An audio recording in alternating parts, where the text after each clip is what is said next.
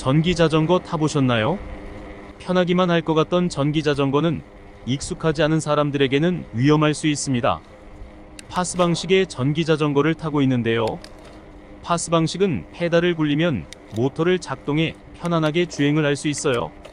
하지만 페달을 나도 모르게 세게 구르게 되면 모터의 힘으로 인해 가속도가 붙어 출발할 때 자전거가 넘어질 수 있죠. 그러다 보니 여성분들이나 아이들이 타기에는 주의를 요하는 부분이 아닌가 싶어요. 저는 접이식 미니벨로 전기자전거를 타고 매일같이 출퇴근을 하고 있어요.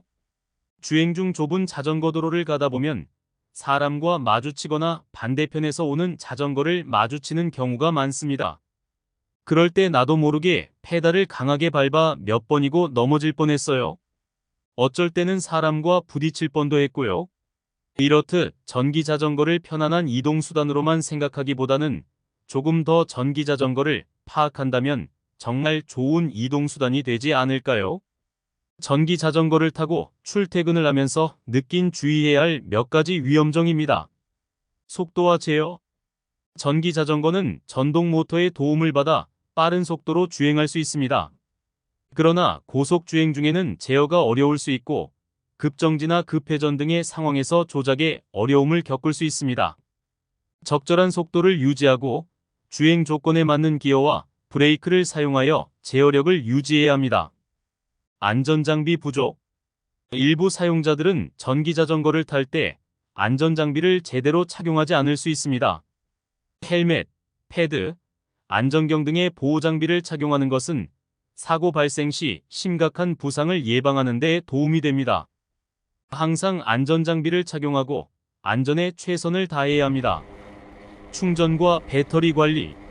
전기자전거의 배터리는 충전이나 관리를 제대로 하지 않으면 문제가 발생할 수 있습니다. 과충전이나 배터리 과열은 화재 위험을 초래할 수 있습니다. 따라서 제조사의 지침을 따르고 안전한 충전 및 배터리 관리를 실천해야 합니다.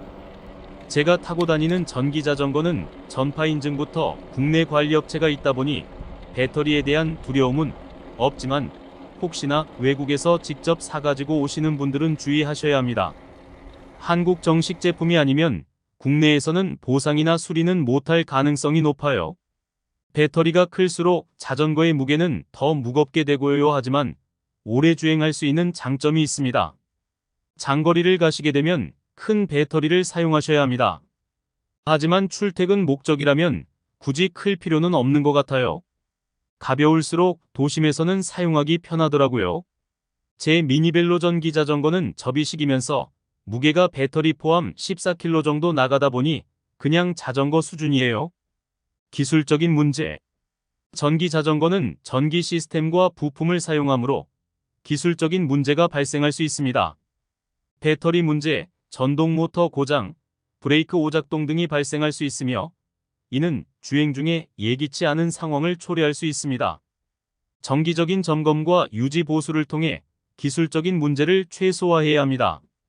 전기 자전거를 사용할 때는 위험 요소에 대해 인식하고 안전에 최선을 다하는 것이 중요합니다.